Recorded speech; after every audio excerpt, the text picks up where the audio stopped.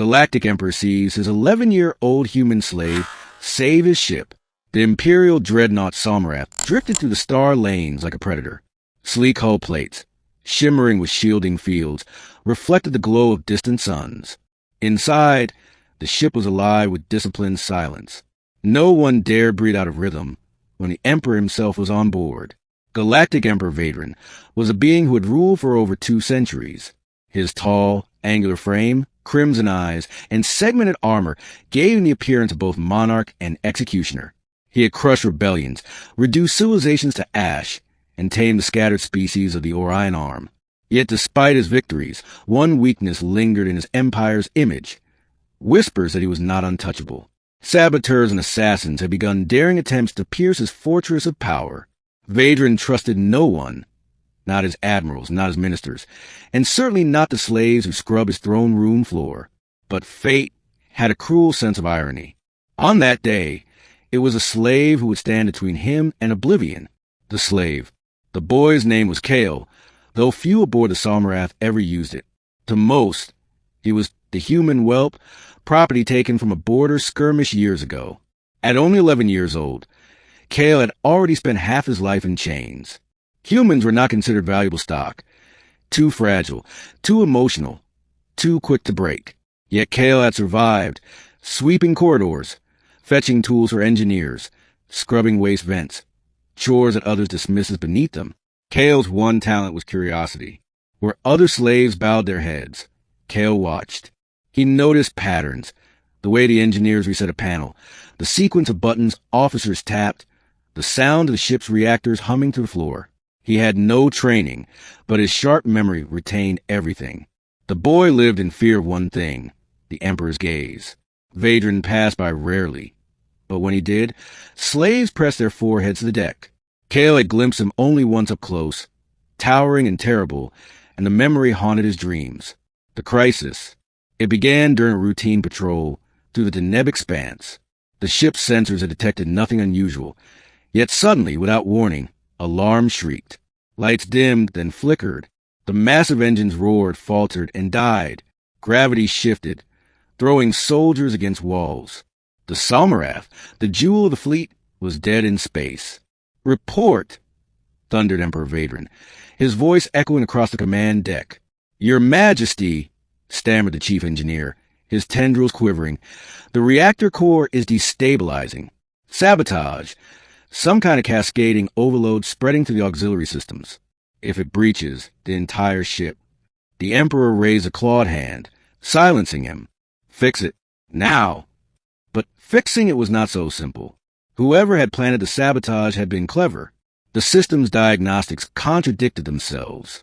Every console showed false data. The engineers worked frantically, but the cascade spread like wildfire. Shields dropped. Weapon systems went offline. The once invincible Somarath was helpless. In the chaos, slaves were ordered to carry tools, crawl into vents, and assist however they could. Kale, scrubbing a corridor near the engineering deck, was swept into the turmoil.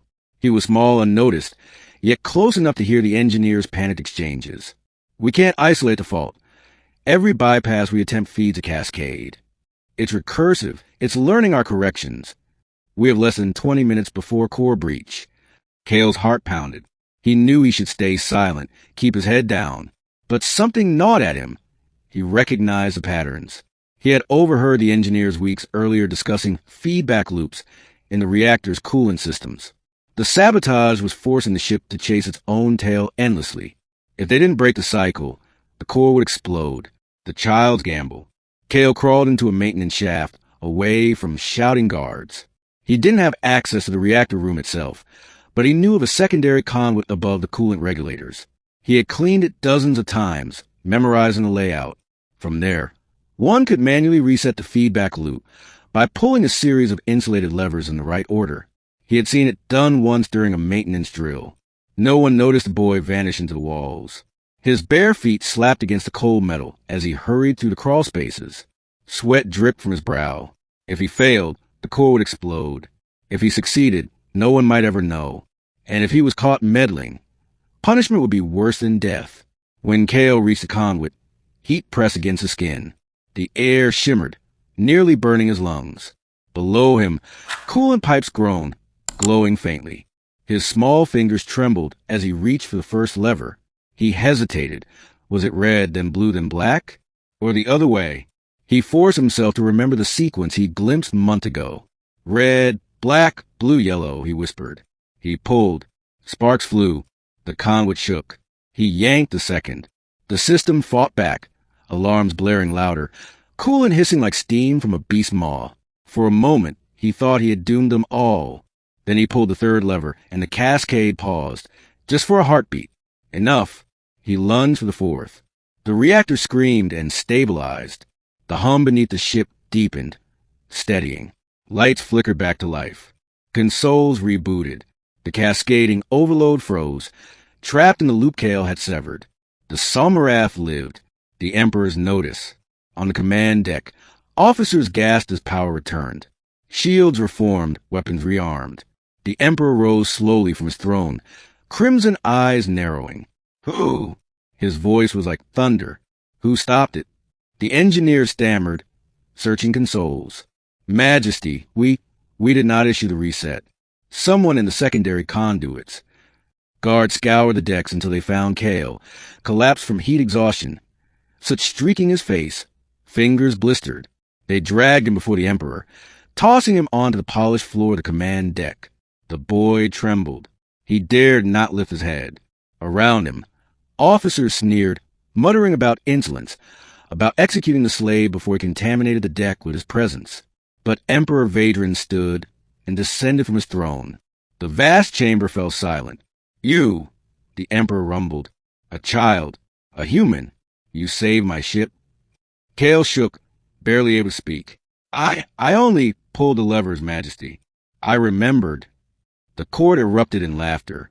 An 11-year-old had done what 1,000 trained officers could not. It was absurd, but Vadran silenced him with a glance. The Emperor knelt, lowering his crimson gaze to meet the boy's eyes. For the first time, Kale saw no anger there, only calculation. You acted without order. You meddled in my ship's heart, yet you succeeded. He studied Kale as though examining a rare weapon. Tell me, child, why risk your life for me? Kale swallowed. Because if the ship died, I died too. I didn't want to die. A ripple of amusement passed through the chamber. But Vadran did not laugh. He straightened, towering over the boy. Pragmatic, honest, useful, a slave no longer. The Emperor could have executed Kale then and there, most expected it. But instead, he made a proclamation. This child has proven value where trained officers have failed. He is no longer a nameless whelp. He is Kale, and from this day forth, he serves directly under me. Gasps filled the chamber. An 11-year-old human slave, elevated to the Emperor's side, it was unthinkable. Yet no one dared question him. Kale himself could barely breathe. He had not been freed. He was still bound to service. But in the Emperor's gaze, he sensed something new, a recognition that he was more than property. He had earned a place in history, however dangerous that place might be. Aftermath. In the weeks that followed, Kale's life transformed. He was given a chamber near the Emperor's quarters, not luxurious, but no longer a filthy slave cell. He ate real food. He studied under tutors, learning languages, mathematics, navigation. Vadran himself sometimes tested him with riddles and puzzles. Kale was terrified of failing, but the Emperor seemed less concerned with perfection than with potential. Whispers spread through the fleet. Some officers despised the boy, resenting his sudden importance. Others admired him, a living reminder that loyalty and cunning could rise from anywhere. To the slaves, Kale became a symbol, a flicker of hope that even the weakest could matter. As for the Emperor, his motives remained inscrutable. Perhaps he saw in Kale a tool, a weapon he could sharpen. Perhaps he simply enjoyed the irony. But one thing was certain. On that day in the Deneb Expanse, the Galactic Emperor had watched an 11-year-old human slave save his ship, and he would never forget it. The ending. Years later, historians would debate whether the moment marked the beginning of Kale's rise, or the Emperor's slow unraveling. Some would claim Vadran grew softer, influenced by the boy's presence. Others would argue that he merely cultivated Kale as a useful extension of his will. But the truth was simpler. That day, Death had stared Vader in the face, and it had been a child who pushed it back. In that fragile instant, the invincible Emperor realized something profound. Power was not only in bloodlines, armies, or thrones. Power could be found in the smallest, most unexpected hands. And Kale, once nameless, carried that truth with him forever.